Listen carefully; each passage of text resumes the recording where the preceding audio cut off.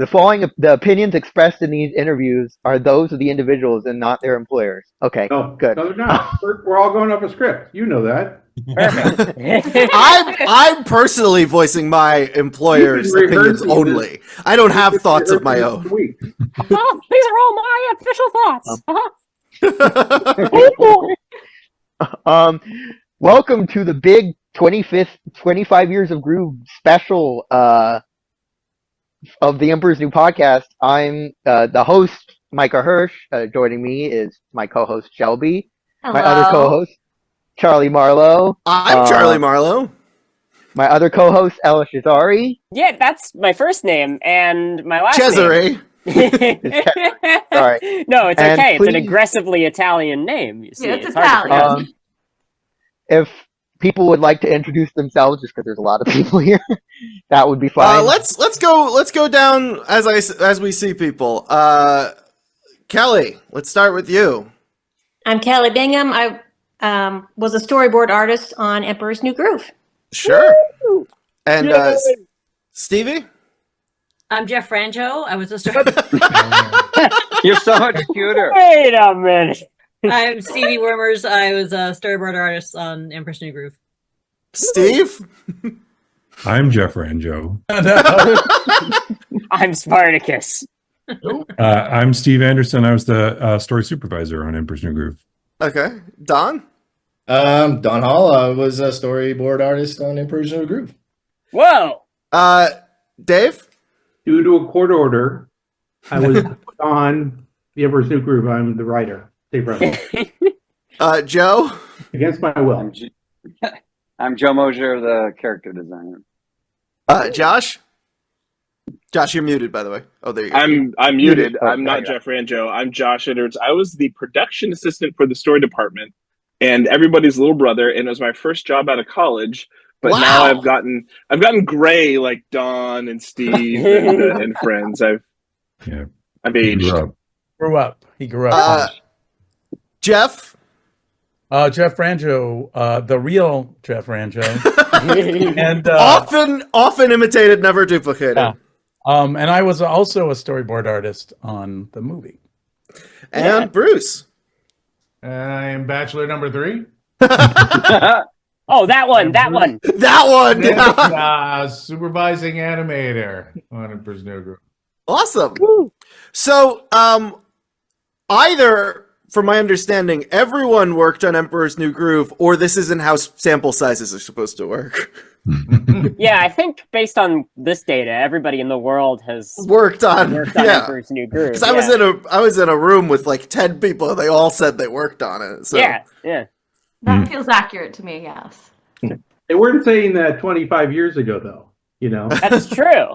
Well, I want to ask. I guess the first thing I just am really curious about is what's it like going from this very stressful series of months at work to 25 years later being associated with this cult classic, like.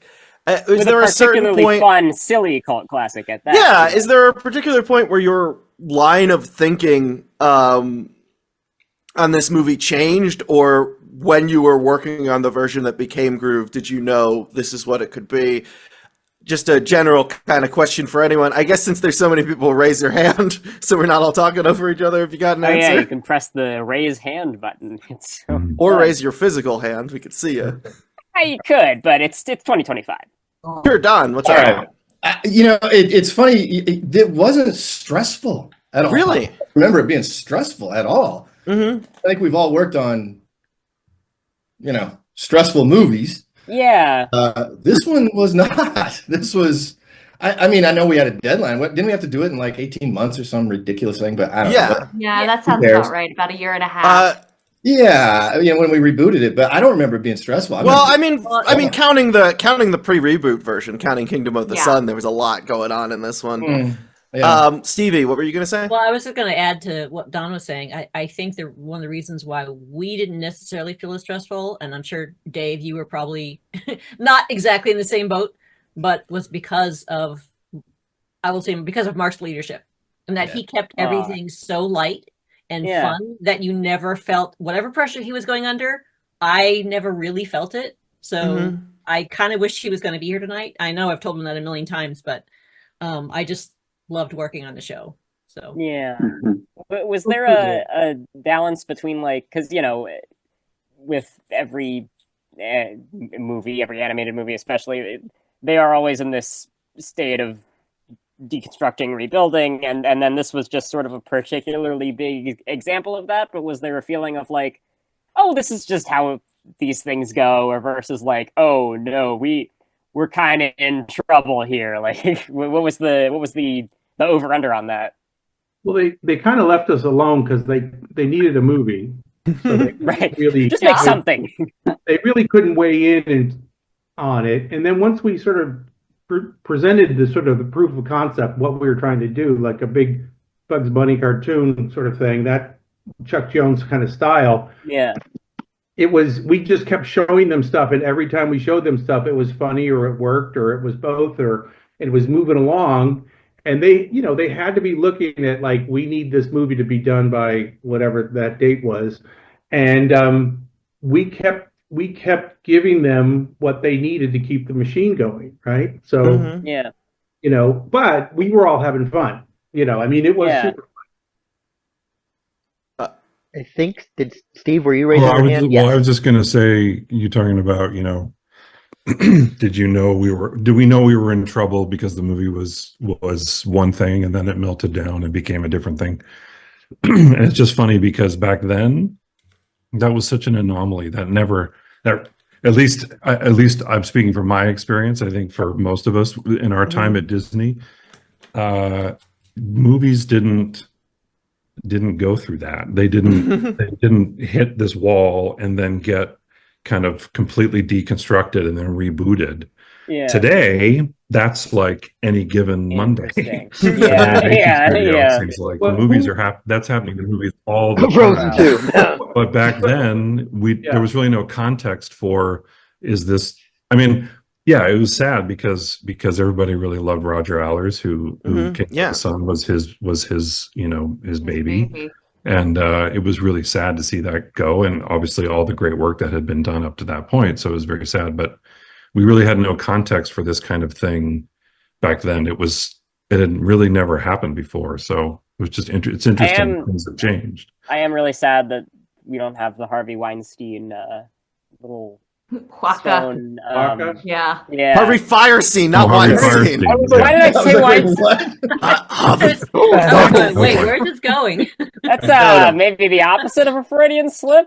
Yeah. And I made a mental note in my head. I was like, okay, say the right one. Wait, who all worked on Kingdom of the Sun? I mean, I know. Oh, you all did. Oh, good. I know Chris did. Bruce didn't. John Norton did too, right? John Norton did, yeah. I worked with Roger. For a while, it was just me and Roger Allers just working on it because I think I was floating and Roger pulled me in, and I think I remember Pocahontas was happening at the time that I started with Roger. So we were doing it for a while. So I had seen. I don't know. I want to say that I've been on it the longest, like both. shows. Right. I got to see. I remember that. Yeah. I got to see the whole thing unfold. So yeah. I was brought in the last year of it. It was up for like 2.5 years. So I was brought in the last year because they needed more comedy. It was very dark and wide. And it was at the time. It was just epic, all this stuff. And I came in because they had Spade and then the whole thing. Don Hahn, our producer Don Hahn, said is it's crazy. The funniest guy in the movie. Originally in King of the Sun, once he became a llama, he stopped talking. Oh wow! Oh, he was the arrogant prince, and then he became a llama, and then he couldn't tell anybody he was the prince, so he was stopped. And then I remember Don just going, "Oh my God, the funniest guy in the movie can't speak anymore." So that was one of the things. So when I came on, I was trying to put in these little bits of comedy, and I clicked with Chris Williams on the guards. We were always writing little things for Cusco's or whatever Mako or whatever his name was, his cards, and that's what led him when we were doing the second version to come up and he literally came up and goes, "Hey, I got a new guard bit," and it was all these guards. They all look, and if you know Chris Williams' style, they're all these Adonis type guards. Yeah. And Cusco, the new Cusco with David Spade, walks down the line and goes, "Hey, you, what's your deal?" And he just literally, Chris Williams just goes, the guy pulls up his shirt. He's got like a 12-pack abs. He goes, 1,000 crunches. I do this. I do this. I do this. And I went, oh my God. I go, that's that guy on Seinfeld. I could see the voice of Pat. Yeah. And then I, and so Dindal's walking by, and Dindal goes, "Hey, we could use him as, now, blah, blah. We'll get into Kronk in a minute." But the thing is, that's how that happened, was that Chris had this thing. He loved big, funny, dumb guards. That's how we clicked. I clicked. It's an unbeatable bit. It's great. It always works. So, Dave, you got your start writing for Conan, right? Yeah. And then you were brought in to punch up these animated productions with. Yeah, I came in. I was first 2 years of Late Night with Conan O'Brien. I started that show, and then I came out here, and I started just doing punch up on Tarzan. And I started moving around, and then I met this, and it's really crazy to say, I had a satellite meeting with these guys up in the Bay Area called Pixar. Oh yeah, and they were about to release later in that year. They released this movie called Toy Story, and I go, these guys with the Hawaiian shirts, and they all seem pretty funny and all this stuff. And we just started. So I started writing with them, and I helped start developing the Bugs. Okay, yeah. I was kind of working for both studios at the same time. Did you always get along with the animation type people? Given that these guys are awesome. Yeah, these guys, my stuff is better. I would write something. They would always redraw it and they say, "You wrote too much. It didn't make sense. I cut in half, and now look at it. It all works." Like, yeah. Because sometimes there's this schism where you're like, and especially as someone who's like been on either side of that, where you're like, oh, I have like this really funny dialogue, and it's like, oh, but I also have this funny visual, and it's like, how do we marry that? And I think they balance that really well. So, back at that time, we all kind of were on the same floor, so we all kind of bopped around, and we went into each other's cubicles all the time just to see what everybody was kind of working on. So it was really kind of back and forth. Yeah. Shelby I do. So I know that this movie sort of kicked off that idea of like a road trip story. I'd say like just about every successful Disney movie that I can think of right now, it kind of has that road trip element to it. At what point did you guys join were you there when it was sort of like a slice of life movie, or did you come in during that road trip concept? Okay. I'm not meaning to hog this, but I was just there because I had to do it. We were doing the first half, as everybody on this knows, the first pass at this New Groove movie was Cusco has come to the top of the hill. Pacha brings him back, and then Pacha realizes, oh my God, we got to make him love us, and so he won't tear down our town or the hilltop. Mm-hmm. So they did this. They devised this thing where Pacha comes out and says, "Hey, listen, this enchanted llama," which they all bought right off the bat. This enchanted llama thinks he's the emperor. Let's go along with him just to make him basically feel good. So then they had him we were building a windmill to bring water up to the top of the hill. So there's this whole thing where during the course of this, he kept getting beaten down and all this stuff. He learned to like he was going to learn to like the villagers, and that was going to be it. So that was going on for 4 or 5 months, right? We were doing a lot of it. And one day and I'll tell you how this happened, because as you can tell, I was always in Dindal's ear. I was always pitching him ideas. Mm-hmm. One day the shoulder angel, and the shoulder. I said, I'm not coming in this Friday for whatever reason. I'll see you on Monday. So Mark had 1 day without me, right? So I come in on Monday, and he says, "Hey, listen, I came up with an idea while you were gone." And I said, "What's that?" And he goes, "What if instead of building the windmill, we just put him on the road?" So it's just, and he goes, "We put him on the road, and the antidote's in the castle. And you stop," and I go, "Oh, so we just hang all the comedy on the road." And it was so simple. He goes, "Yeah, too many mechanisms, story, like he's got to do this in order to do this, or whatever it was." And it was like immediately went on a road picture like that. And I said, okay, yeah. I said, yeah. And we said, yeah. So I came into the meeting, let's just say if I had a script, it was like 85 pages. When I left the meeting, it was 18 pages. Wow. It was gone. All Back to that stuff was basics, gone. yeah. All the stuff with Adam West, all that stuff, crazy funny stuff these guys did. It was so good, but this made the story better and cleaner to work out.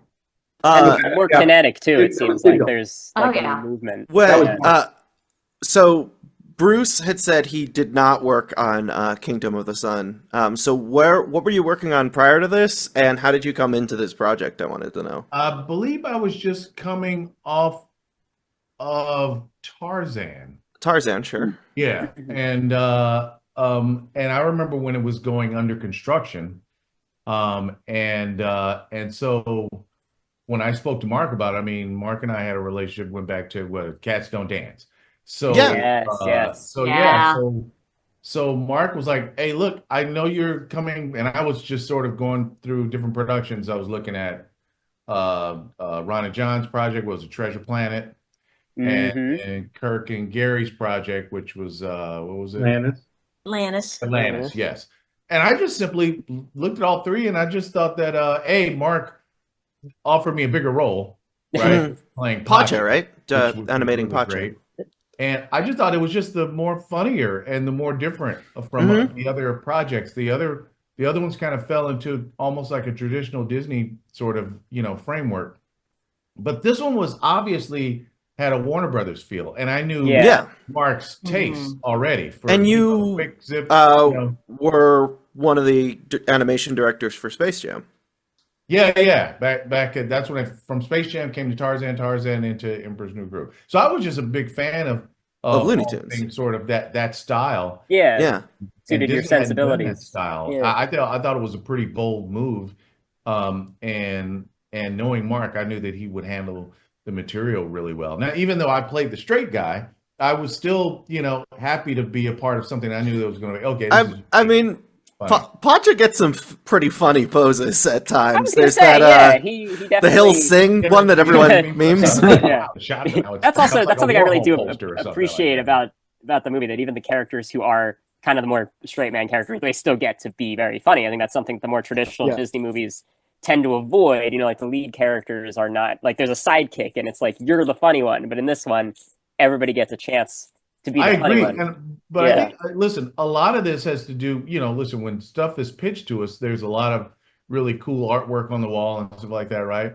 And I thought, again, looking at all the other films, there was a level of humor and consistency within just the presentation and the design of the characters that I hadn't seen before either.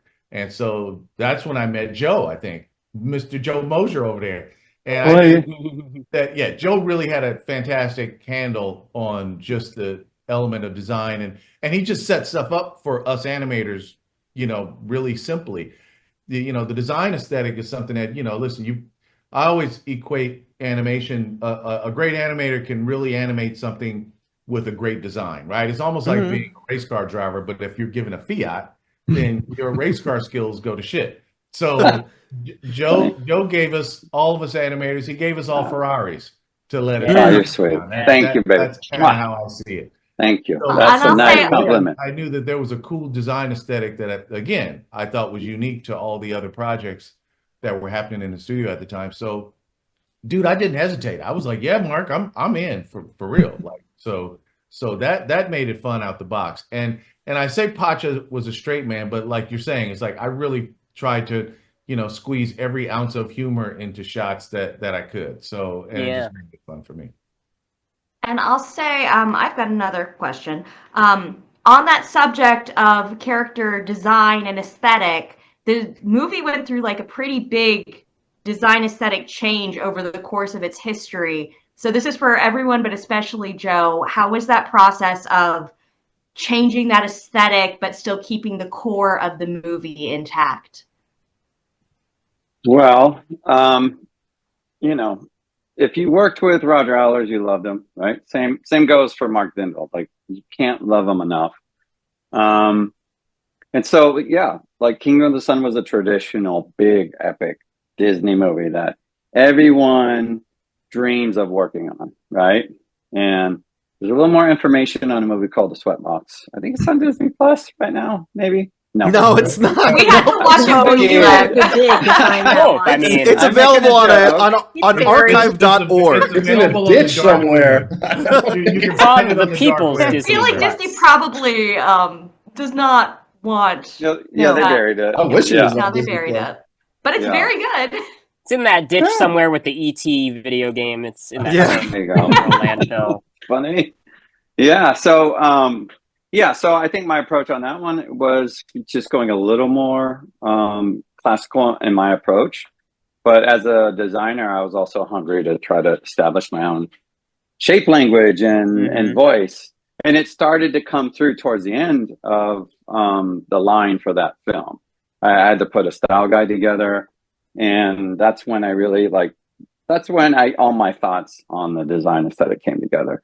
But, at that transition, there was that point where we had Mark's team over here and we had Roger's team over here, and they were pitching two completely different stories. And I'm working for both of them, and it's like, I love you, Daddy, and this is my best version of this, and Daddy, I love you. It's like, it was gut wrenching. And I'm just like in a corner, like crying. And when I, right before they announced who it was a horrible, Squid Games. How would you describe your design philosophy on Emperor's New Groove? Because like Bruce was saying, they definitely don't look like other characters from other Disney movies. Yeah, I don't know. Except maybe the other one that you just worked on designs. Yeah, I don't know. I don't think it was like a new-founded thing. I think I just played with the interaction of straights and curves, and I went a little more graphic. I was inspired by like mochi pottery. Peruvian pottery of Adam West. Sorry. Yeah, right. No, that's where the name came from. But I think I worked at Chuck Jones's studio for a summer before I came to Disney. And so his aesthetic was like ingrained in me. I was a huge fan of his. So I think I brought my love of Disney and Warner Brothers and, really more of like a stylized take on Disney where it's like Tom Orb, Sleeping Beauty, Honeywell Dalmatians. I was like, absolutely. Those were the vitamins I was eating, Sure, No, there's definitely more of that angular look in those, Maybe I just ripped that shit off, but great artist steal. No, but that, those were my inspirations, and I was trying to get cute with some of how we handle opposing planes, and, it probably drove the animators crazy, but I think, when you get someone like Bruce Smith who can't do a bad drawing, you're going to win, and he's going to make you look good, so. I wanted to say that Sandro Clouseau says hi. I love him. Yeah, I'm friends with he him was on my Facebook. savior. I mean, really, we had like a year or a year and a half to design and do model sheets, and he was coming in and doing a lot of the model sheets and turnarounds for me. So he gets all the credit in the world. And I'm even impressed by, I was thinking about this earlier, preparing for this, design-wise, even the sort of symbols and the signs throughout this world feel so unified. Thinking about, obviously it's a critical plot point too, but the way that the poison label becomes the llama label and that shape language being so consistent throughout the anytime there's little graphic representations, it's so I don't know, it just makes it feels very legit. Yeah, there you go. Exactly. It's, Micah's holding, for those listening to just the audio, Micah has a mug that has a little flip around like a Christmas ornament in it that goes from the poison symbol to the llama symbol. You remember, Jeff, when you figured that out? We were just talking about how do we... It's an interesting design challenge, yeah. What was the process of that? He just drew 3 sketches, and he goes, "Oh, you mean like this?"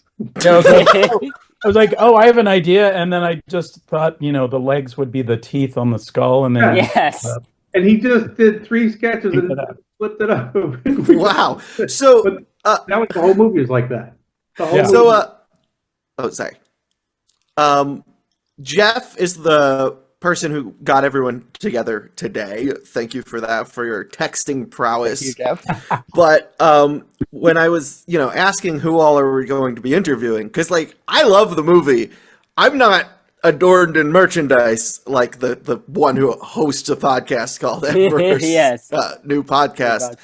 So I had to like write down a little guide on who each person was and ask for Micah's help putting that together. And every time Jeff came up, it was creator of Bucky the Squirrel. And I didn't really know what that meant. Like, yeah, there's a squirrel in the movie, but you're here in the merchandise. Jeff Franjo is now wearing, but so merchandise with your child on it. That's what your does it son. mean to you to be the creator of Bucky the Squirrel? How did you contribute this aspect to the movie, and why? That was a weird, like, as we do storyboards, you just want it. Sometimes you just throw stuff in to be crazy. Spaghetti at the wall. There was no plan for this. They're just like, you do the jungle chase, and then there's, they get from point A to point B, and it was just, I think, right, Steve? Like you guys just said, just do this. Well, we were saying we wanted like an animal that looked like a Disney animal. We wanted to be like a real Disney beautiful critter that was going to come out of the woodwork, and Spade was just going to go, "What's your deal?" or some version. And you started sketching up, little Disney like basically Bucky, but then you boarded the sequence. Yeah. And you came up with the balloon thing. Right. Close up a balloon. Yeah, that it doesn't fit in the world, but I just tried it. When you're boarding a sequence, sometimes you try something to surprise the directors, and they can say no, and then you pull it back. But it's always fun to throw in these little humor bombs, or sometimes they were dropping F-bombs for fun. I don't, I'll do that occasionally. Yeah, and, like what we were saying before, the speed of the movie was happening so fast, and then we were so lucky to have all these story guys doing all this stuff for us that Mark just said, "Go nuts, figure out something," and to that everybody would add to this stuff. Everybody would make plus the scenes, and then when we'd come in and we would look at them again, and then that would start another round of riffing. Like, oh, if he did this, what if that? What if? And so then when he created Bucky, then I knew later I could create I could pull back the Trump talking to woodland creatures because we already had that. And I said, oh, and then that can actually say he actually saw the stuff that that Eastman needed to know, all that kind of shit. But it was it's all coming together. But everybody was pitching every time they would come in with a board with their boards. The boards was always a little longer because they were throwing in more jokes. Everybody was encouraged to look for more comedy anywhere along the way. The cool thing about working with Mark is like he loves ideas. So if you throw an idea at him and he likes it, he'll say, "That's great. Let's just keep it." So that's why the strength of the movie is just the ideas that everybody threw in. Like really not just story, but everybody. Like a really good improv exercise I have a with question. Mark. Improv, Yeah, it's like yes and I have just a kept question. adding to it. Oh, sorry. Yeah. I have a question that friend of the podcast, Tony Goldmark, wants to know.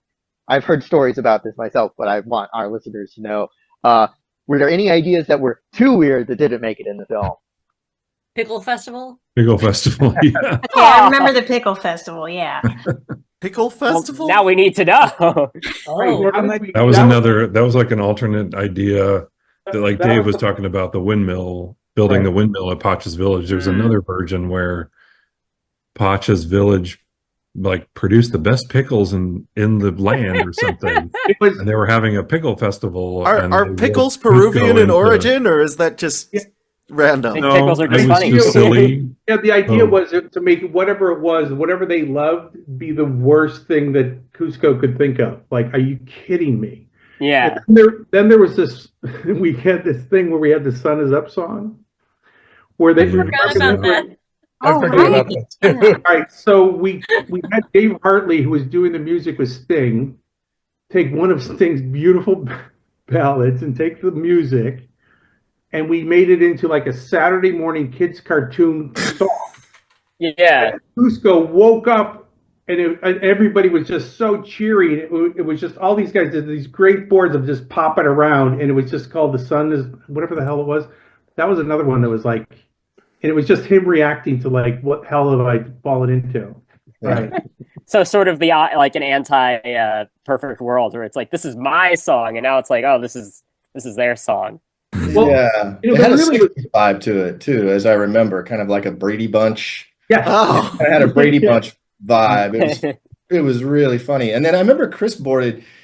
Which scene is it where we keep pulling out and then there's a monkey? Yeah. Oh, it's with the chimp and the bug. That was Chris. Yeah, and then but he actually kept going, and kept going until you were like out, like looking at the Earth. And I think that there was a space shuttle and an astronaut, right? Oh my god. If I remember right, maybe Treasure Planet crashes into this like a literal astronaut. And I was like, okay, okay, like, the monkey's fine, like that's fine.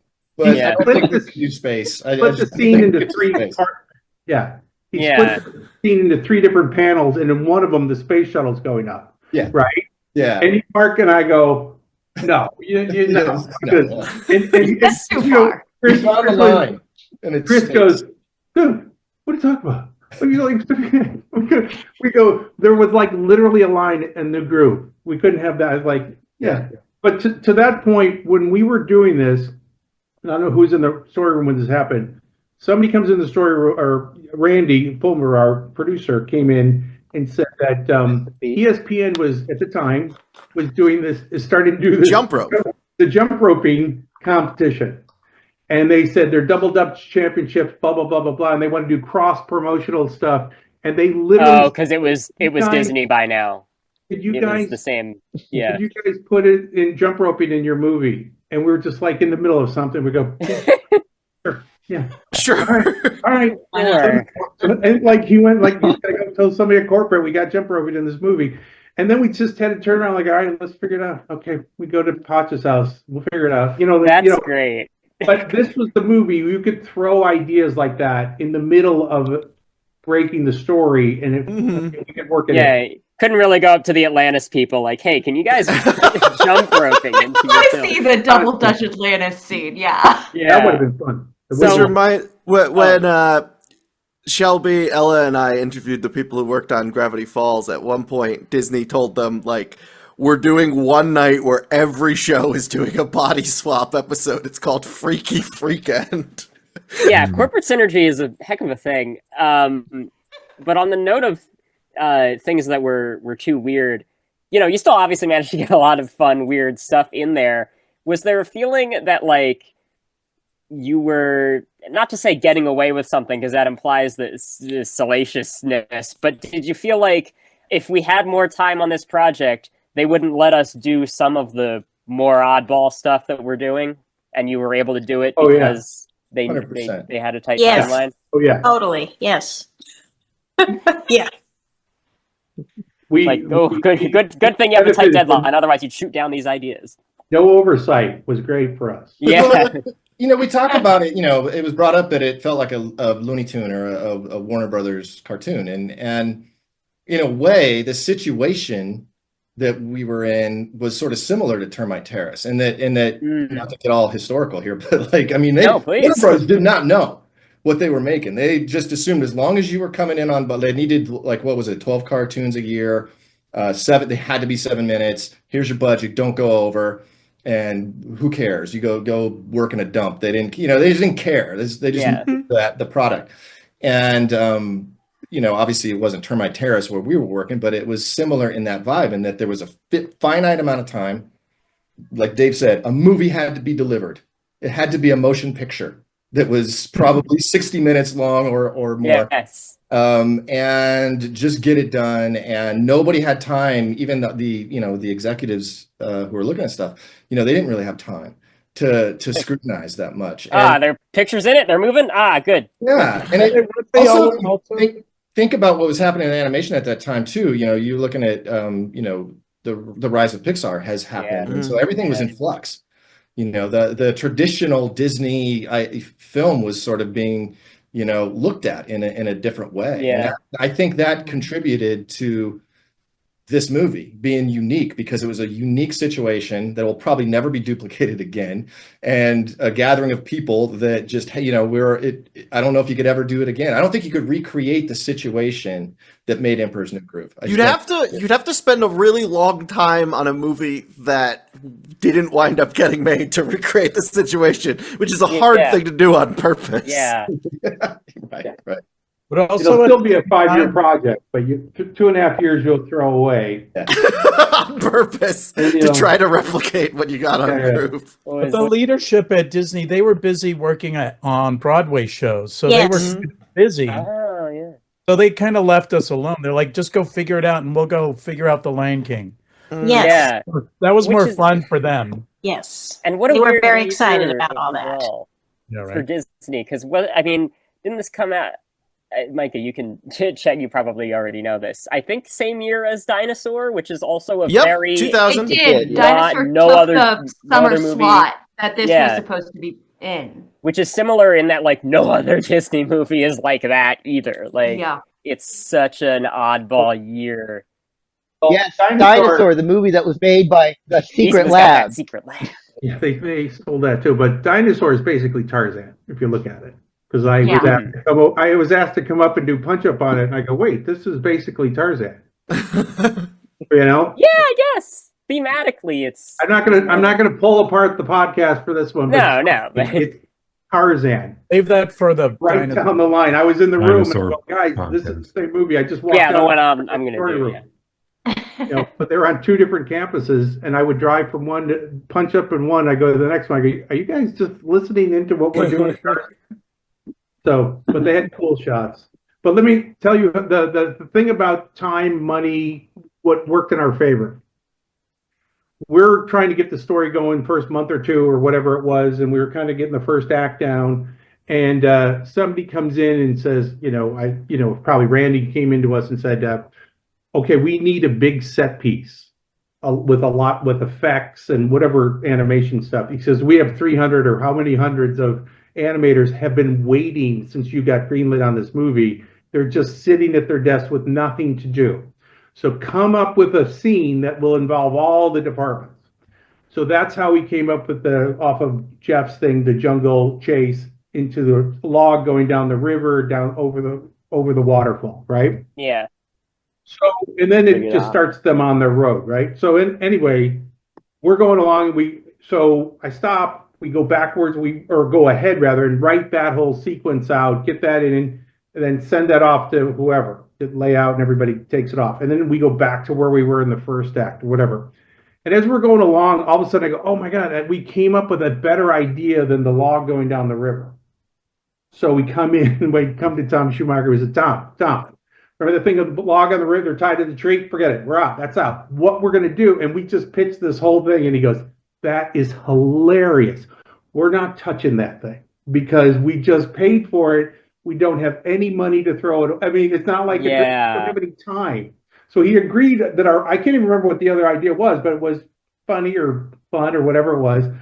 And that one, the one that's there is fantastic, but it was just that funny thing where they said, yeah, it can't happen. We've already spent that money. You don't have any more.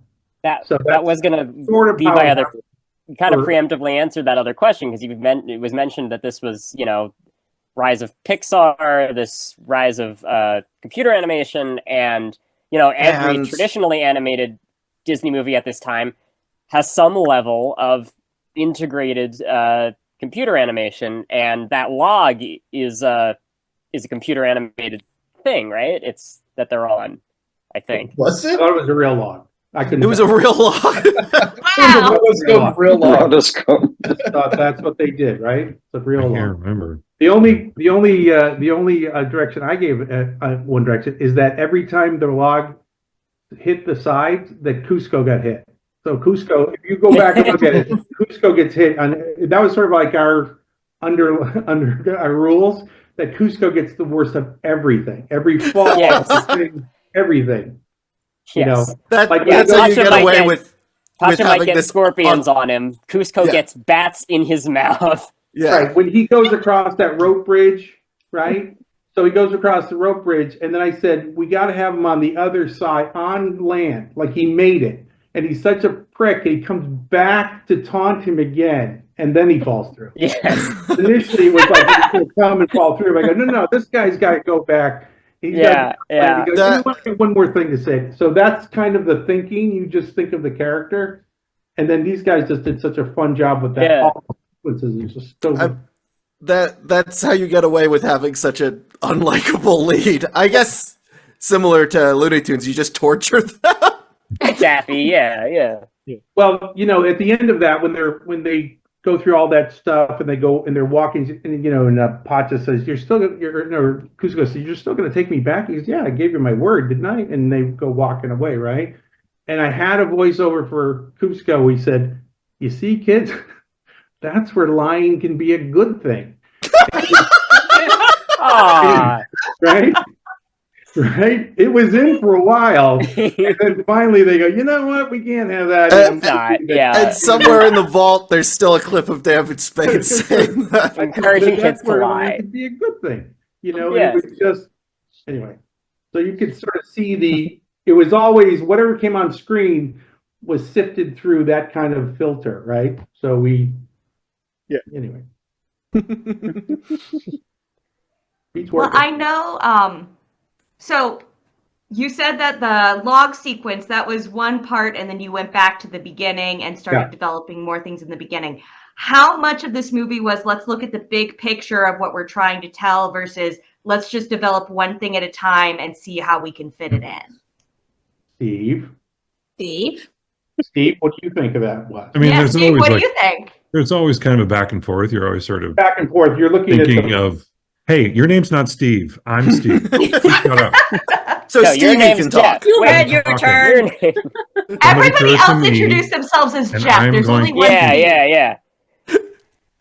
What was I saying? Back and forth. I mean, there's all, you're all, no matter what movie you're developing, you're always thinking about the end and where you're going. But I think in this case, it was such a broad stroke end. We just knew that, Pacha's village is going to get saved, and there's going to be some kind of reconciliation. And as with all great buddy road movies, the two that hated each other at the beginning are going to come to love each other at the end. We always knew that was going to be there. But how we got there, I feel like, was very much kind of made up as we went. By all accounts, it doesn't make sense.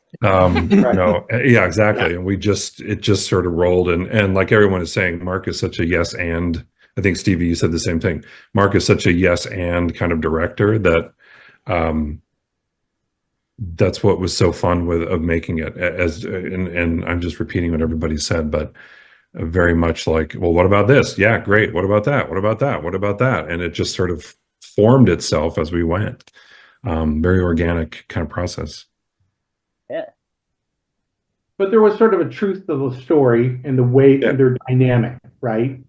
And the thing was that Pacha was the ground, he was the grounded one, right? And he was the compass for Kuzco, and Kuzco kept going wild, and then slowly the relationship got to be better.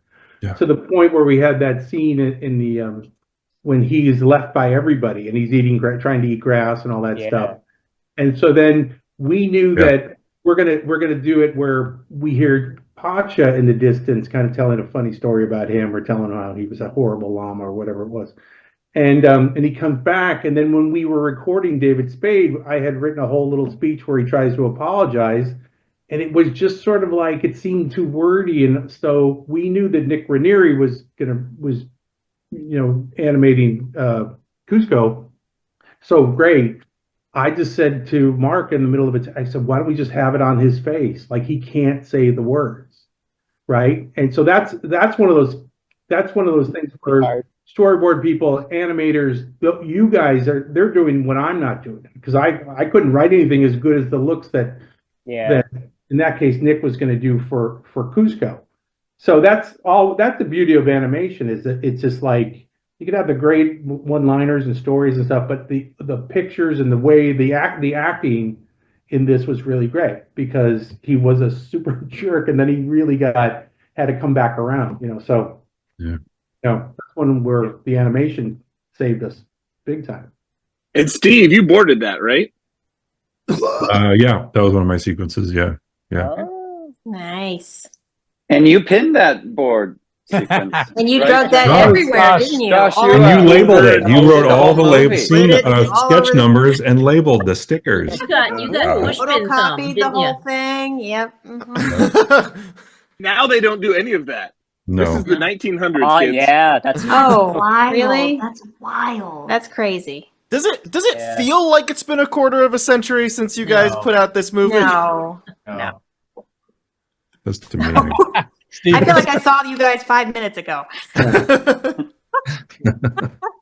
I do think it's kind of crazy that we're seeing consumer products now. Yeah. Yeah, that they have. That didn't happen after it came out. It just Remember when we pitched those? bye, and it was gone. Remember when we pitched the products? Oh yeah, consumer products. I was gonna say, are we in the presence of? Do we know who came up with the with Kronk's Angel and Devil? Chris Williams. Chris Williams. Does he know that they're plushies now? That they just made those and you can have them riding on your shoulders? Really? Yeah. I don't know. Probably He not. doesn't even know the movie's out. He doesn't even know the movie's together. I feel like I mean, I'd be remiss if I didn't make sure that we talked about Yzma at least once. I mean, Oh I my know god, she- the queen herself.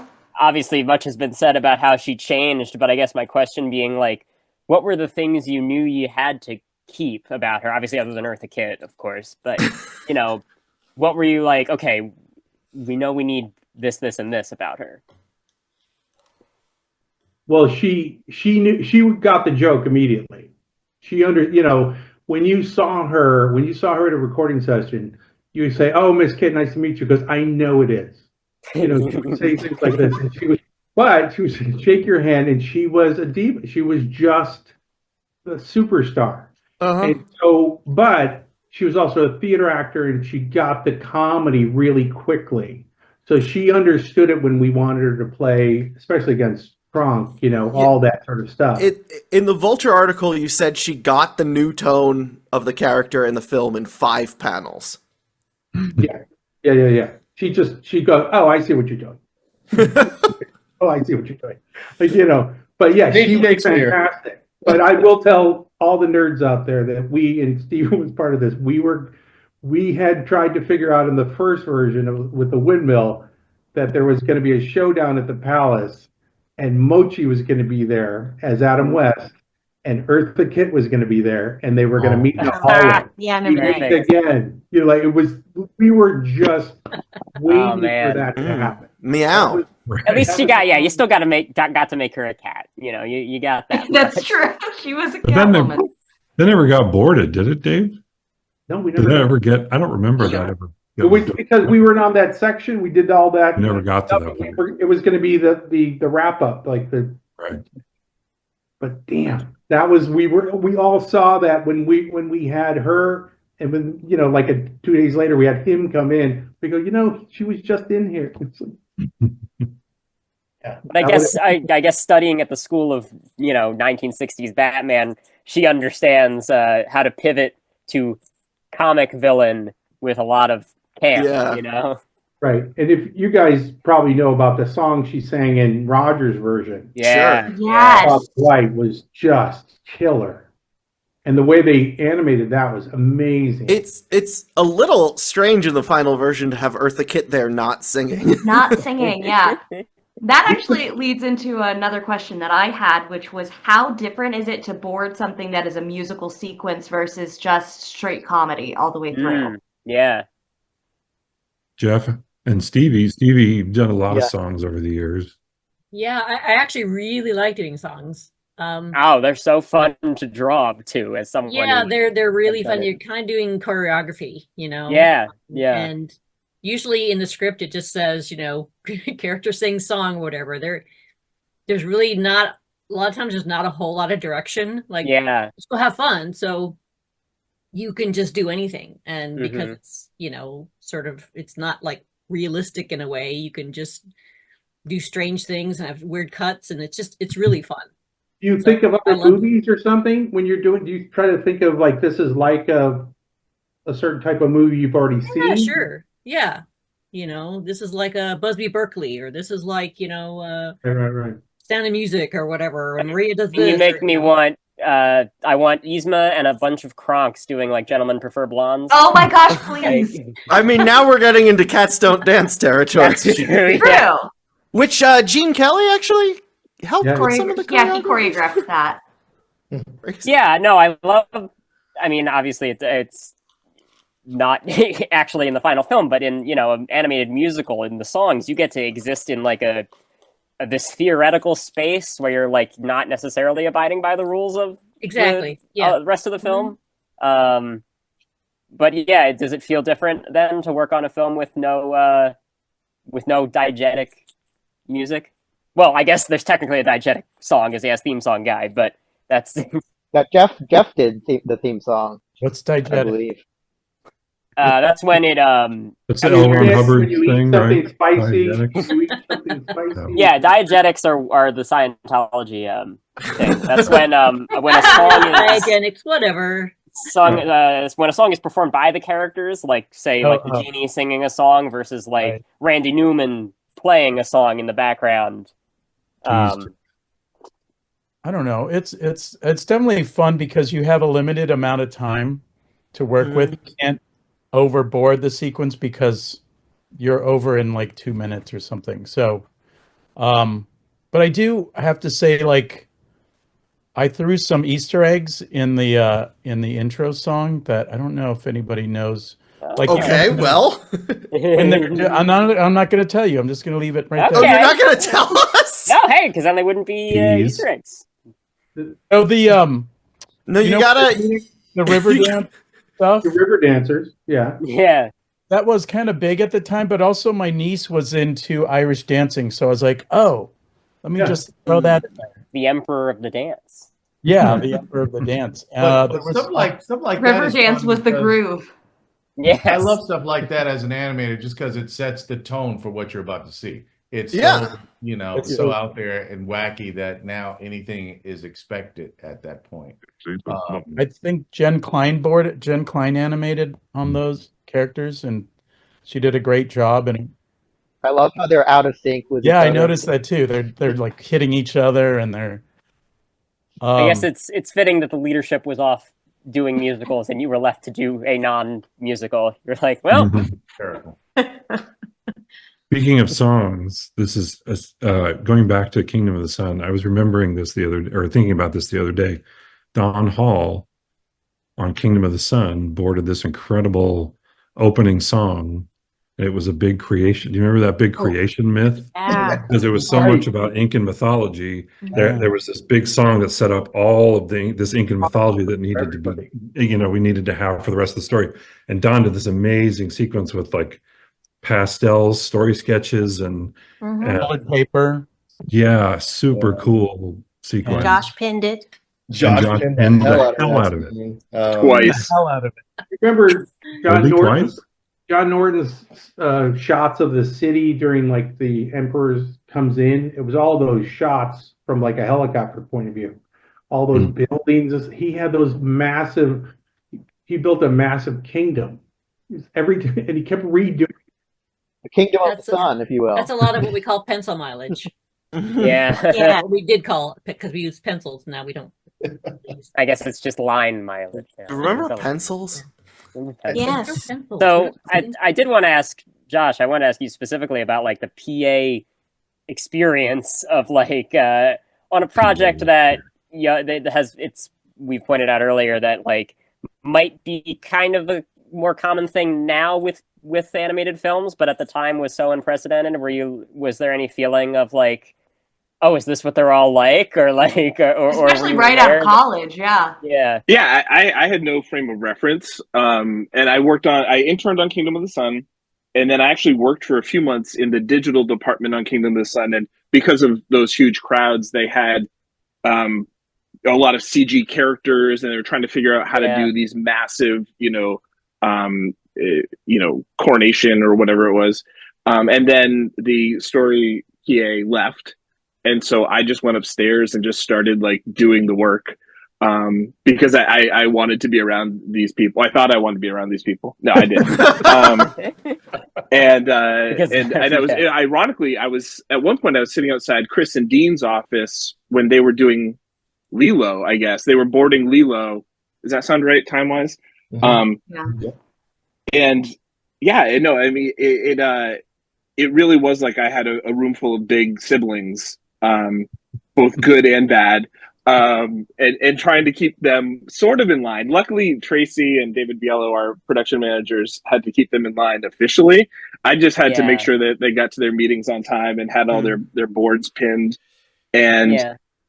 and just I really did feel like part of the crew, the team, and it was hilarious and awesome. How old were you? 22 when I started, 22? 21 when I interned. Yeah.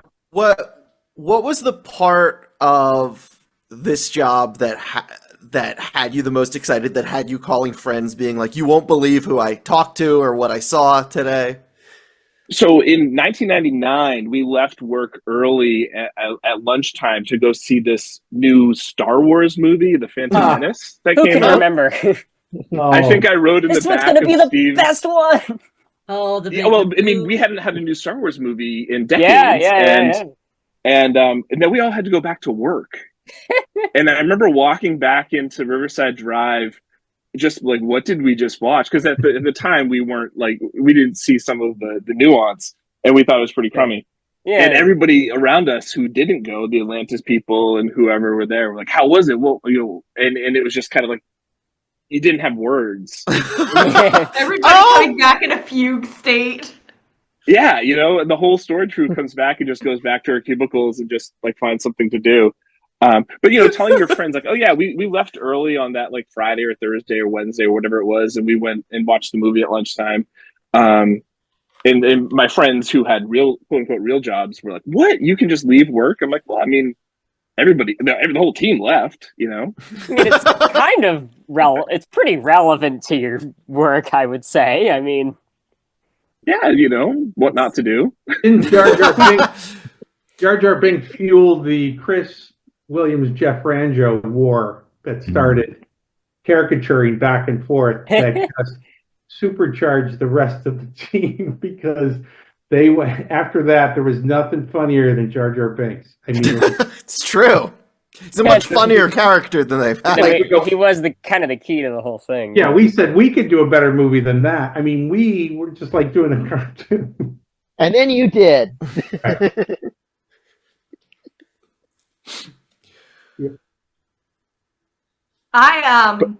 I want to say this movie got zero marketing budget. What ideas would you guys have pitched for marketing this movie if given the chance? And why would they not be Llama Llama Ding Dong? That brings up the title, though. I mean, at one point, what was being considered was Llama Boy. Oh, right. Yeah. Wow. I don't remember. Sounds kind of like a Sandler picture. Because Llama Boy had just come out, and that was okay. being considered. I thought, I like Llama Boy. So we all liked Llama Boy, and then they made the mistake of asking me to come over with Mark and Randy to the marketing meeting. Because it was an untitled project. It was called 1331 or something like that. And so I come in, and they said, "What do you like?" To your point, they said, "What do you like?" And I said, "We all kind of like Llama Boy."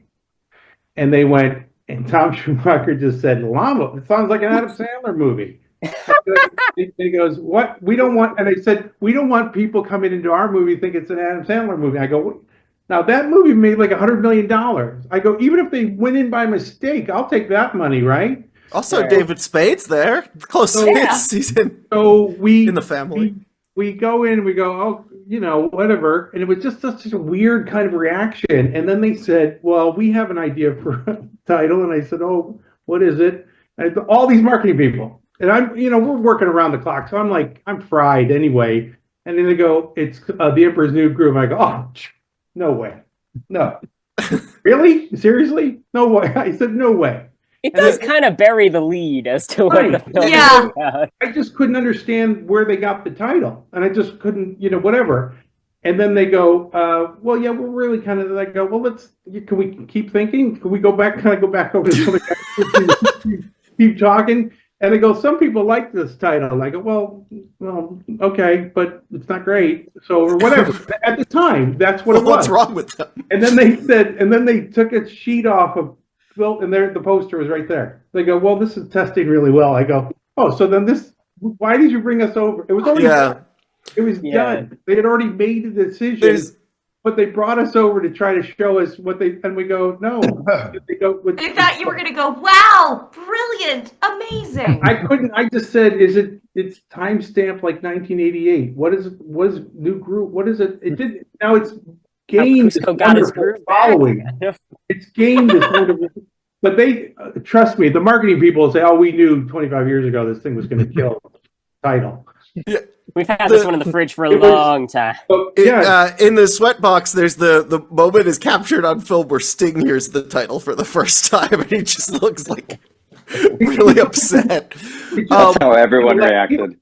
We talked to John Sanford on a previous episode of the podcast about Home on the Range, and talks about how mortified they were when they came out with the poster that said "Bust a Move."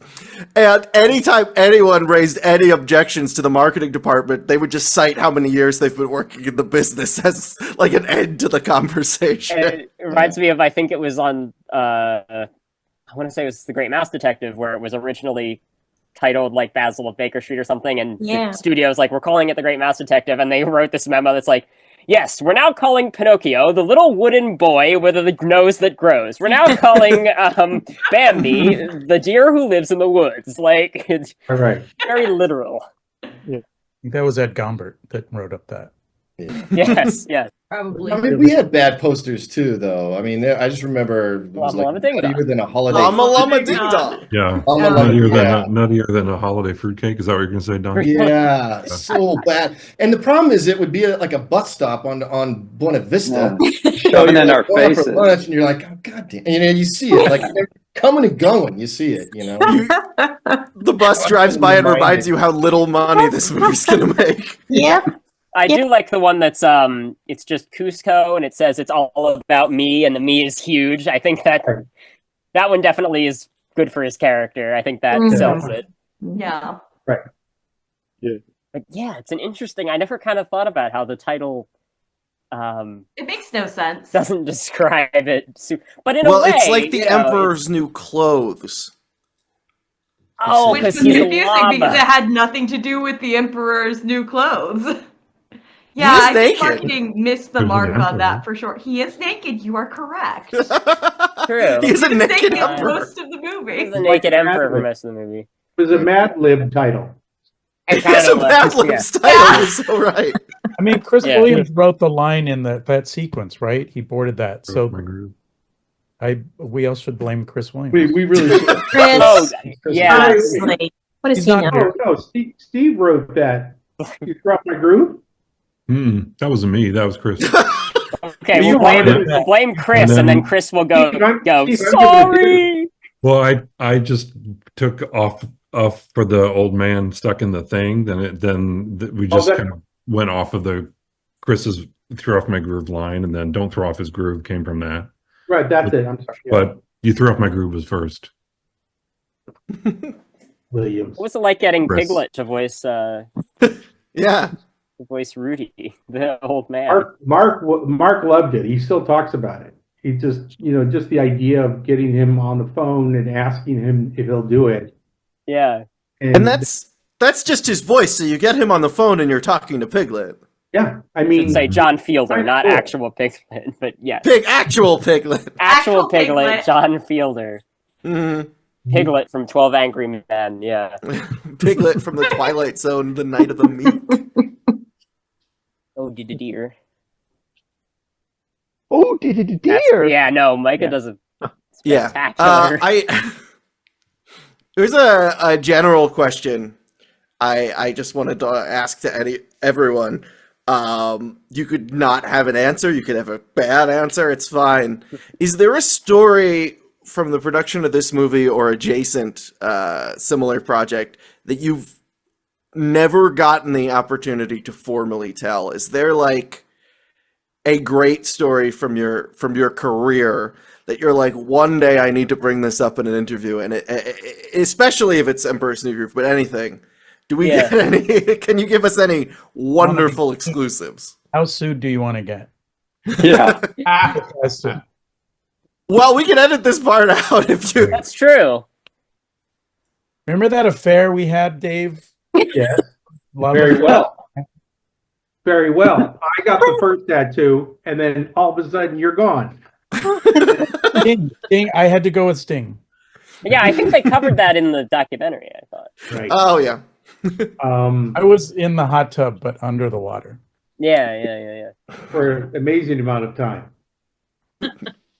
Oh my! So I'll jump in with a serious answer because I don't work in Hollywood. I live on the East Coast. I moved away. East Coast. Ran away. You ran away. And now I work in healthcare, which is completely opposite to whatever animation is. Oh, I'm sure you're having a fine time in that industry. And we're probably past the statute of limitations. So continue. 25 years at least. Yeah, go for it. But it's fun to tell coworkers. Like I just told some coworkers the other day, virtually because we all, live in this virtual world, and they didn't know I worked at Disney. They didn't know I worked on Emperor's New Groove. Oh, wow. And it's hilarious. Every 5 years, you have a different coworker, and you find the people who are just the right age range. There's this one guy I worked with. Millennials. 15 years ago, this guy I worked with was the sporty, cool dude. Just like cool car, everything. And we were just talking one day. I said something about when I worked in California at Disney, and I worked on Emperor's New Groove, and he like melted down like a little kid. Like he was super excited. And so this movie holds this more than I think, maybe Star Wars or some kind of epic kind of movie. But this movie holds a special place in a lot of people's hearts. And it's really funny when you kind of just like bump into somebody maybe and be like, oh yeah, I worked on this movie. Yeah, you just pepper that in. Yeah. It was kind of hard to drop into conversation. I still haven't learned 25 years how to say it. But it is kind of hilarious when you say I worked on, a couple different movies, and one of them was Emperor's New Groove, and people just like get so excited because it is such a touchstone movie. And someone will send you someone will send you a GIF, and you'll be like, "Yeah, I pinned that drawing." I know that at the point that this was released in my childhood, it was pretty fundamental to my humor. My sister, I was talking to her today because I was like, we're going to talk to some people that worked on Emperor's New Groove. And she said, that was the first movie we showed my daughter. This was the first Disney movie they decided to show her because it's my brother-in-law's favorite. It's just fundamental to so many of us millennials. Yeah, I run into that too. I meet new people and we get to talking. I tell them, oh yeah, I worked on Hercules and, Tarzan. And they're like, oh, that's really neat. And then you mention Groove and everybody goes crazy. Yeah. Well, we were lucky because we could write a story that wasn't like a kid's movie, right? It was, we were doing a Disney movie, but it wasn't like a fairy tale. It wasn't we were making it up, right? So I remember one time we were talking about it and Mark just said to me, because he was dad and I was dad, and he's like, if we got to sit and listen to this movie in the back of a van going cross country, this better be funny, right? And it's if you had listened to a Barney video or or something and this thing held up, right? As far as that, because we were all able to because we would go as a story team and laugh at the movie as adults, not because it's going to be funny to kids, it's going to be funny to us. And I think I saw that up at Pixar as well, that they like to do when they have those really good movies up there. It's like they go, they're not catering to little kids, they're catering to adults. Make it for you, yeah. I mean, that's how I discovered this. If you're not having fun, then forget it. Yeah. That's how I discovered this movie. I was at a Target, and my mom and sister were shopping, and my dad and I stopped at the inside Pizza Hut, and the TV displays had this movie going, and we were just laughing so hard we never met back up with my mom and sister and helped with the shopping. We just stayed at Pizza Hut and watched the movie until it was over. Well, it was later that somebody said, like, I don't know, 10 years ago or something. They said, if you want to know if your animated movie is holding up or doing well, is go online and Google that movie's title and tattoos. Yes, yeah. People got it on their body. Yeah, we talked. I said, what the hell? They go, you will see. It's like an underground way of telling if you're how popular it was. And if you want to spend a couple hours, just start going through that thing. You start scrolling through that. There's a lot. There's a lot. Yeah, that character you designed is on that person's skin. Or pinned. Yeah, you pinned it, and now it's pinned to them. But here's the thing. There's a thing about this movie, and we're very fortunate that we worked on it, is that people don't mind if you have a Bucky the Squirrel on it. Like, you could have something, I'm not talking about tattoos, but other ideas fade away, and you go, oh yeah, I was into that band, or I was into this, or that, and they go, you're always going to laugh at Bucky the Squirrel, you're always going to laugh at or Kronk or whatever it is. It kind of holds up, right? Yeah, absolutely. I mean, I was in the store Box Lunch recently, which is Box Lunch is like if Hot Topic like grew up and went to like business college and like wears blazers now, kind of like that. And there was an aisle basically full of, it was very specifically like that kind of 2000s era of Disney, because we're reaching that kind of nostalgia cycle. But there, a lot of New Groove, Hercules, Lilo and Stitch, all that sort of stuff. But yeah, very, very prominent Emperor's New Groove, because we're at that age, it's 25 years old, and the kids who grew up with it are the age where they can buy their own things now, They, Yeah, I remember going to a Box Lunch, and I heard that they had the llama comb from the intro. Oh, wow. Oh, yes. I boarded that sequence, and I just came up with that idea, and then they made it a comb. And then I went to Box Lunch, and I saw it, and I was like, oh, should I buy that? I don't know. No, what you got to do is go to them and be like, hey, I designed this. Can I just have it? I didn't buy it, though. I was like, oh, that's too nerdy. You deserve it, Jeff. Jeff, you drew that. You drew a comb into the world. Mike you are become something. God. Mike has created. Well, I don't have the Box Lunch version, but I do have apparently online there was a 3D print model for it, and my sister made a 3D print of it. It hasn't been painted. That also shows the dedication of the fans, that even when it didn't exist officially, people were creating it. Can I see you comb your hair? Show your office, Ranjo. I know you actually have a nerd line. Ranjo's background is blurred. That's why I blurred it out. Yeah, it's like all of a sudden you get choosy over like an $8 comb. So I don't have any hair left to comb, anyways. So why? Jeff sends me Legos. Jeff's wife makes him send me Legos. So every 6 months, I get a giant box. And I shake it, and it's Legos. And my kid's like 13 now. She's aging out of Legos, and I'm getting boxes of Legos. And I'm like, you're gonna send them back. Jeff's wife is making him clean his office. But she was like, "What are you gonna do with these Legos?" And I just said, "I'm gonna send them to Josh." My little brother, Josh. Yeah, Josh. When we went to see Star Wars, I think I went to Toys R Us and I found a Luke's speeder in Lego, and I bought an extra one for him, and Josh was over the moon when he got it. He was like freaking out. He was running around the lobby. But do you remember, Josh? Do you remember? Yes. No? What? How dare you? How dare All of Josh's memories are Star Wars related. Yes, I guess. All right. I'm going to cram myself to sleep tonight. What are we looking at here, Micah? Oh yeah, Cusco bursting through the door. Yeah, that's an official thing. You guys talk about how this movie was not merchandised for the first many years of making up for it now. You guys don't know anything. I mean, Bruce could tell you Disney TVA is probably worse with that. Oh, yeah, forget about it. We don't actually, as just a sidebar, as a new show, they merch you nicely, and then after that, they forget about you. Now, do you count as a new show again? That's what I'm saying. Oh, the first time around, I had to pay for stuff. So, but the first time around in the reboot, They kind of rolled us out nice, and then after that, it was like, okay, you're an old show now. So, Jeez. But that's powerful. I mean, like nostalgia is like the reason, you know, a lot of this is here. So I mean, It's happening yeah. right now. no, I agree. I mean, I think out of all the films I've probably worked on, Emperor's New Groove actually gets probably the surprisingly, wilder reaction because not Princess and the Frog.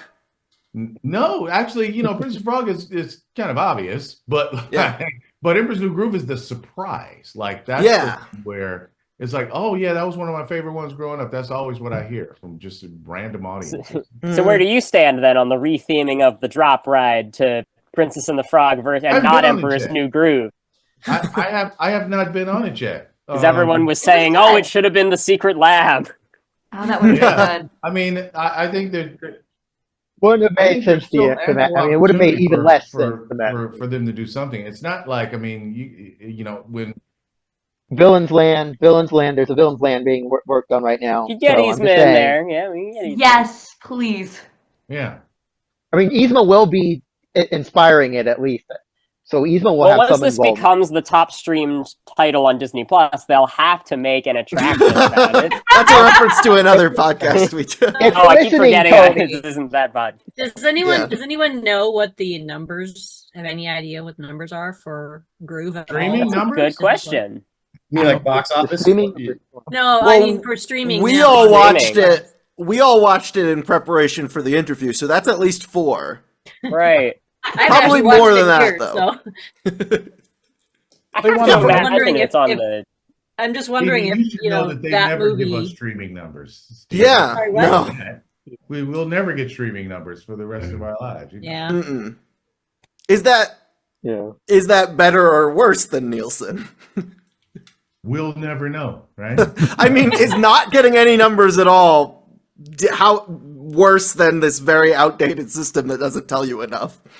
I like to know. Like I like to know because it kind of creatively, and you guys know a lot of folks here. Creatively, you kind of want to know what everybody's watching, why they're watching it, what drives. Yeah, stuff like because that. on the one hand, you're like, oh, I make stuff for me. When people like it, great. But then you're also like, so what do they? Right? I mean, if you things for YouTube and stuff like that, for example, what the numbers are. They're right there in front of you. Sure. You know what people are watching you, and you kind of know why. The streaming thing is kind of for creatives. It kind of leaves the mystery up in the air, so you kind of don't know what to take. Even your prize projects, you have instinct creatively to go in many directions, and you have the creative ability to adapt. Right? We all do. But we kind of want to know how to adapt as opposed to getting notes that just come from a sphere of whatever, right? You want to make sure that things are grounded in a space that allows you to maneuver as a content creator. But when you're devoid of those things, or you're not really understanding why, why aren't they watching? Or they're watching, but why? Like what should we lean into, or what should we move away from? You just never know.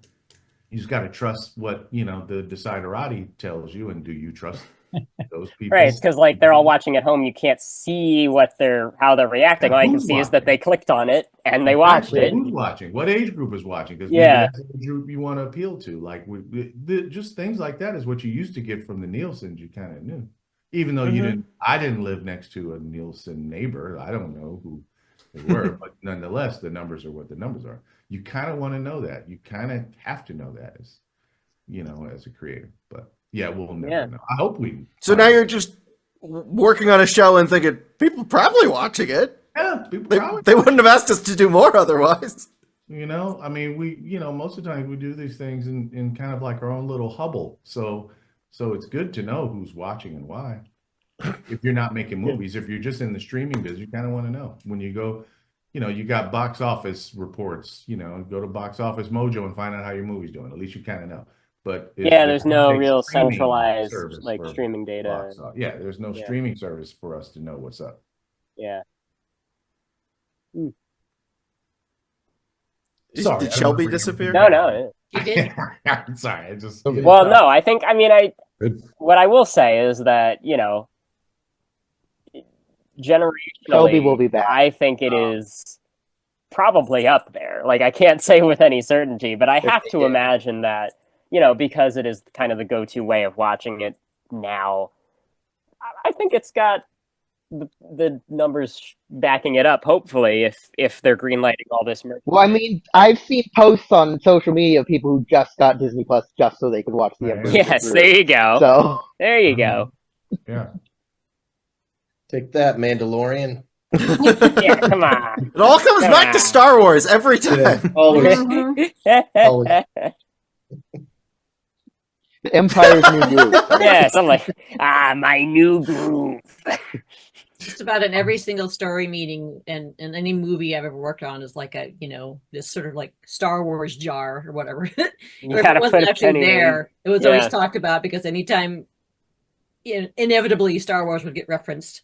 in Yeah. Or Totoro. Like put $1 in or whatever. Oh, yeah. Every time.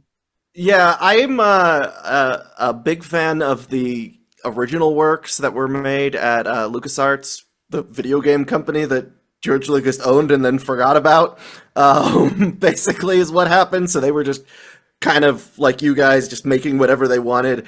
And there's no reason they have to limit themselves on Star Wars references, so it gets a little exhausting playing them because like there's no legal department saying, hey, you can't reference that, because they can. And it's just like every other Their line. Star and I'm Wars like, jar. okay, They yeah, I didn't get even need it. the jar. Yeah.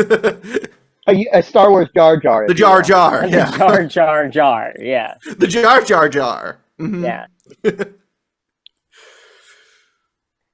I opened it slightly. It's in a jar. Okay, yeah. I feel like we're in the Emperor's New Groove story room again. Great. That's Perfect. that's what we were hoping. That's regrettably the kind of energy that Ella and I have when we're together. No, that's the perfect perfect energy. Yeah. Sorry. Are we winding down, it sounds like, or Micah, is there any particular things? I think I've asked everything I wanted to ask. I have one question. I'm curious from a story standpoint, from you story artists here, because you guys did an amazing job, obviously, and it's the story artists. You always kind of you supply fuel to the animators, and then the animators kind of go to town. Were you guys ever surprised by any translations of any things that you guys actually boarded? You know what I mean? That kind of surprised you. I do. Yeah. You guys were too close. Like you could have made it better than the boards. Wow. In my case, no, it's my own. I was like, wow, they followed that too close. Like, You're like, oh, someone animated my terrible drawing. Basically, not that it was terrible. I was like, you guys are good. Like, There was one sequence that I did, I remember, and I forget if it was boarded this way, but names. I tried to go all the way with it, which was the scene where Pacha, they're in the river, they do the whole river thing and stuff like that, right? They go in the river and then they wash ashore. Now I forget who boarded this. I think I did. They wash ashore, and then Pacha then does the mouth-to-mouth. Yeah. Oh, the CPR. Who was that? Who did that? That was me. That was me. Oh, you didn't think I went far enough on that? Like, no, I damn near had the kiss. When I animated that shot, I did the whole thing where he pulls the thing and the tongue. No, that's such a visceral shot of the tongue. Like, The tongue flopping was funniest. Whenever I see it, I don't remember that being in the board, but I wanted to set that up. I remember talking to Mark about that. I said, let me open this shot up because I want some stuff that I want to try to do. Yeah, be sort of a real mouth to mouth. It's like the preparation matters. That was awesome. Yeah. Did you do the classic animator thing of having a little mirror and looking at your own face? Did you have to make out with yourself? Your tongue? No, fortunately for me, I had a lot of makeout experience. Oh, you just pulled from that, yeah. That's rare in animation. Like llamas? Yeah. with llamas? I knew that I wanted to really kind of lean into, just kind of make a meal out of that whole thing. I just thought it was just He made a meal out of Cusco, yeah. Gross. No, that was I give you props, Bruce. Made a box lunch even. A box lunch? Yeah. I was gonna say more than a snack. As much as I can. The whole meat hut. Animators that's kind of what we do. When we see something, it was just a great opportunity to do that. That's what I'm saying. You story artists, really great opportunities for us to kind of translate from an animation standpoint. So yeah. So yeah, that was fun. Thank you, Jeff. For There was that. also in Don's in the cave, when he's upside down in the bats, like Don, right? But it was awesome when his cheeks just fill up. Yeah. And I'm like, what is this, a cartoon or something? Then they all fly out. But you still see kind of the pointiness of the bat wings protruding from it. Yeah. That's funny. So was that Nick? That must have been Nick. Yeah, that must have been Nick. Yes. Mm-hmm. I guess it speaks to the wildness of the production, Jeff, that you thought like, oh, I guess this drawing will get tied down, made more tame, and then oh no, you actually made it wilder, in the. No, that's great. That's what you want. You want the next when you hand it off, so that for them to put it. Yeah. Yep. Yeah, that's the fun of it, Shelby. Oh, sorry. Shelby, did you have any remaining questions? My last question was there anything specific that you guys wish was included or had to fight to keep included? No. Wow. Oh, it seems like the cuts were reasonable. Like, hey, don't tell kids to lie, or like. I wish that one was in there. I like that line a lot. Yeah, I had boarded a tiny sequence where Cusco is going down, like trying to select his new bride in the beginning. Mm-hmm. Oh yeah, I remember that. It was filled with insults because they were all beautiful women. They all pretty much right. Yeah, and they're not good enough for him. Yeah, insulting them, and there was a couple of lines that I threw in there that were pretty harsh that were taken out. Needs a human head. Did it? Needs a human stuff head. like that. The human head stays in, right? Like one. Yeah, needs a human head. Yeah, that stays in. That's in. I remember that. Yeah. Disney just has to have big text on screen that says a woman wrote this line. Don't worry. I remember being at the test screening for that. Right. With Michael Eisner, and it was like Michael Eisner's wife. Hello, I'm Michael Eisner. Sorry. Yeah, I seem to remember Patty Disney, Roy Disney Jr., and Patty Disney, his wife, and they were like, no. They did not. They were not loving. Yeah, that's why those lines got cut, because I think. Yeah, we did the original full Stevie version, which was not approved. No. Not S&P approved. that's the outtakes version. Like this, it's like this like meta gag that he had there was a love interest, of course, in Kingdom of the Sun, and now he's just like ew, yikes, like.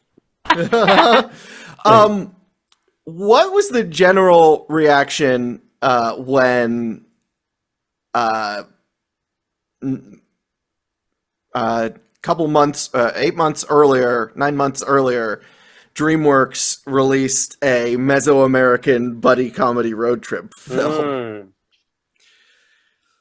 I remember us not being too worried about it. Okay. Am I remembering that right, everybody? Yeah, I don't remember. I mean, there was enough of a time difference between them. Right. That come out before Groot came out?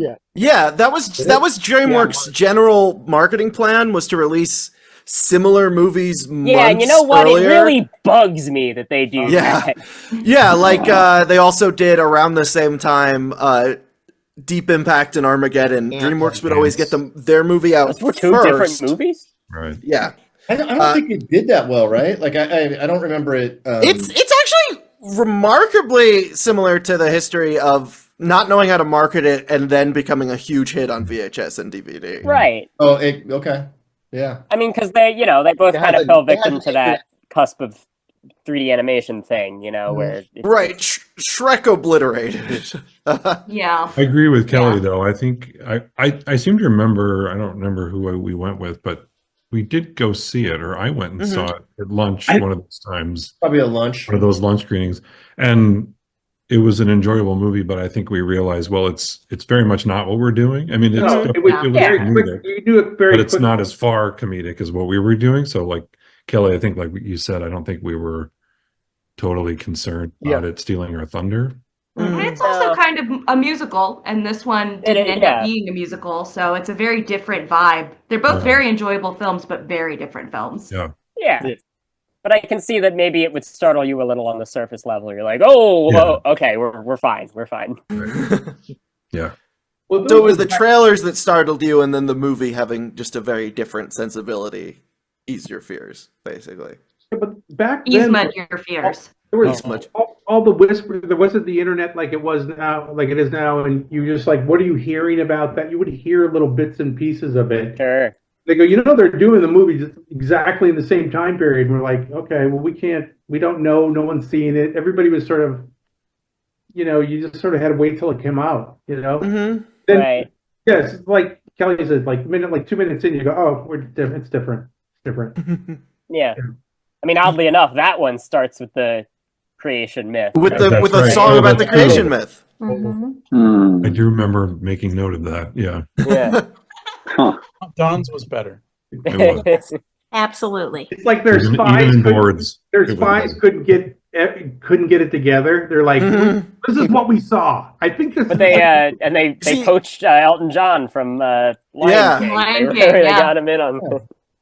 And Elliot and Rossio from Aladdin, and this and that, and this and Then that. I think he did it with Randy Newman in the duet. I remember looking like in Sweatbox and seeing the original boards and being like, well, these are a little closer to what ended up being in El Dorado, but like you changed the language of the animation so vastly that they didn't end up looking anything alike by the end. So it's like whatever spy they had. This is why I would have hired Josh as my spy. The production assistant is your guy. They messed up there. Right. He knows everything. Maybe that's where the other PA went. Then Josh comes back and is like, okay, so here's what I pieced together. Josh comes back from Intel, like, here's what I've got. So Josh the Trade should have been the mole. Federation is clearly blockading, wasn't. the planet of Naboo is being blockaded by the Trade Federation in order to I think, control the tax routes, the trade routes. I think that's what I've got. I still don't know. Can I go back to that question about what you didn't fight for? Oh, yes. I want to ask Dave, because I was when I boarded the song, and the theme song guy was supposed to be me. Yeah. Supposed to be me. Why did you come out, Dave Reynolds? Why Dude, I fought for that. I said, they go, who's Steve? I said, his name is Ranjo. And then they go, and Schumacher said, no. He said, Rand, no. Tom Ram Jones. Yeah. Well, Joe actually designed the character. I think it was Joe. Yeah, you were in the movie. It was you as the theme song guy. Right. Before the throw happened. He said it's Rancho, and we said his name never shows up on screen. No one says the guy's name. It's just us in the script. It was going to be called Rancho, and they said you can't do it. But then they said they sing this Cusco song. Kids don't know who Ranjo is. Kids know who Tom Jones is. Kids loved Tom Jones in 2000.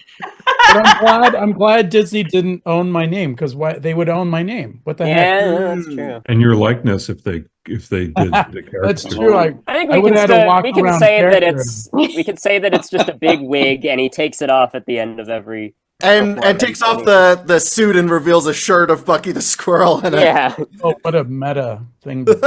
Yeah. Look, I have photos of when we had to walk around characters. Oh, it's blurred out. Let me unblur. Got the glaucoma filter on. Wow, it's been 25 years. I can't even. There we go. There we go. Yeah. Oh yeah. Oh wow. And they bring the walk around characters, and then we get to check them out. Oh my gosh. Oh, I remember that. Yeah. That is in Sweatbox, the moment where they came by. Yep. Randy Fullmer, R.I.P. Rest in peace. Yeah, Randy. Randy. Yeah. And here's us Bowling? wackiness in the story room. Somebody's birthday. Whose birthday was that? Oh yeah. Dave Bielo. It's a good thing this is also going to be on YouTube. Oh, so awesome. People will be able to see all Mark that. wearing shorts. He's wearing shorts. Oh, always. Yeah. Always. Yeah. Man-spreading alert. Well, that's why they seat those guys in the front. Don't look too close. Is that, Don't look too is close. that us up on the top, or do you have one of us bowling or something, or somebody has something?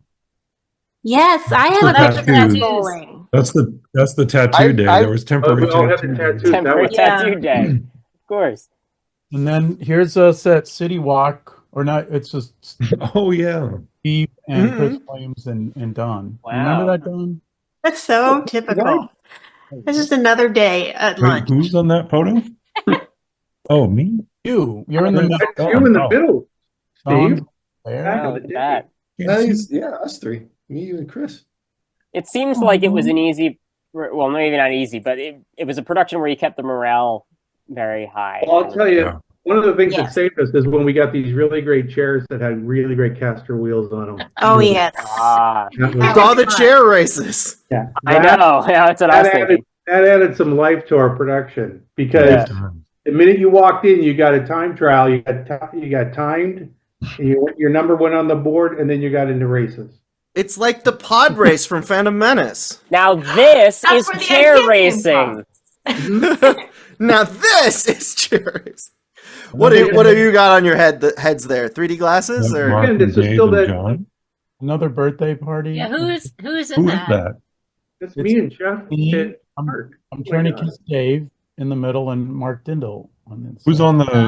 on the right? That's Mark. And Jeff. who pinned all those boards in the back there? Yeah, look at that. Great. for those listening to the audio, Josh just held up his muscles. I that's missed. I have Hold up a. your thumb. Keyboard. Look at the size of my thumb. Did you have like a pin cushion? Whoa. I missed those boards. I really do. I'm not kidding. Was Just a straight. callus, a very rough callus. Yeah, Yeah. you did a callus, and then your thumb turns Do kind you- of gray.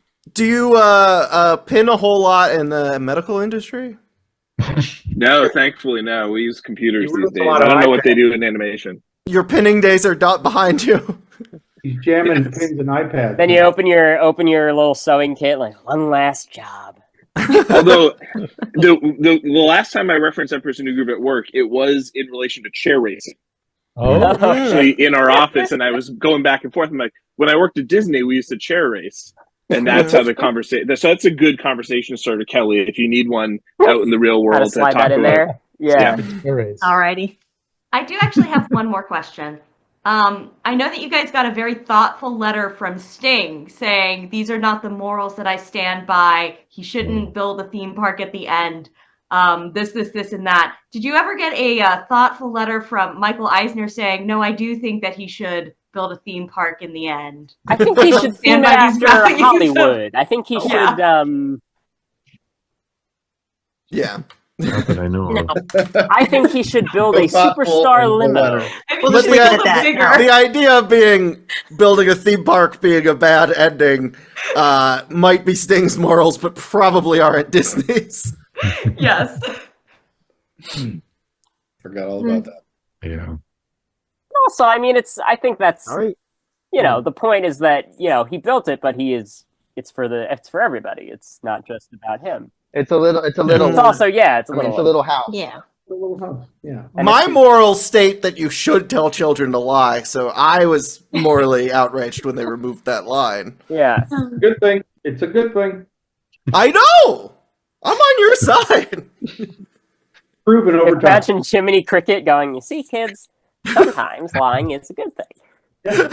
It makes your nose longer so you can tickle the uvula of a whale. Spade was the easiest guy to write for in the world. He just he came fully loaded already. So you just had to kind of point him in the right direction. And I guess it helps that you had him since the beginning. Well, yes and no, because by the time we got around to our movie, New Groove, he had already done the first movie for 2.5 years. Yeah. They didn't re-up his contract. Oh, no. Yeah, I guess not. Oh. So then for the last 9 months, we had to kind of like beg him to come in and please come in and just, because he was burnt. He did 4 years, Yeah. 2 different movies, and Disney didn't seem to care. And Yeah. the one thing we could never do was get a full take of the opening in the rain. Will you look at this? I used to be an emperor. Rachel, that was your thing, the swipes back and forth, right? The wipes. Yeah. Remember that?